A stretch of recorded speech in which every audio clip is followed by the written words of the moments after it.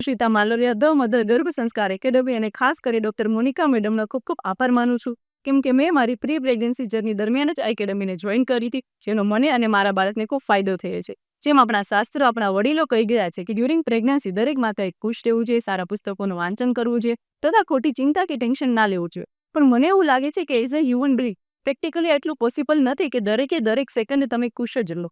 પણ એક વસ્તુ છે, જે દિવસે સેશન હોય ને એ દિવસે તમારી એનર્જી કંઈક અલગ જ હોય છે.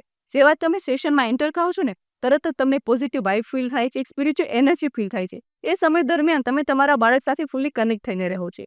અને આ સેશનની એક વસ્તુ મને ખૂબ ગમે છે કે સેશનની શરૂઆત પ્રેયરથી થાય છે અને એક મ્યુઝિકથી થાય છે. તે પણ કોઈ રેકોર્ડેડ મ્યુઝિક નથી. એમના માટે એક મ્યુઝિક ટીચર છે જે તમને ક્લાસિકલ મ્યુઝિક સંભળાવવાની સાથે સાથે ક્લાસિકલ મ્યુઝિક શીખવાડે પણ છે. આ સિવાય દરેક સેશનમાં મોનિકા મેડમ પોતાનું નોલેજ શેર કરે છે, જે મંથ વાઇઝ શું ખોરાક લેવો જોઈએ, કેવા પુસ્તકોનું વાંચન કરવું જોઈએ, કઈ યોગા અથવા એક્સરસાઇઝ કરવી જોઈએ, કઈ એક્ટિવિટી કરવી જોઈએ અથવા કેવું મ્યુઝિક સાંભળવું જોઈએ, દરેકનું ડિટેલમાં સમજાવે છે.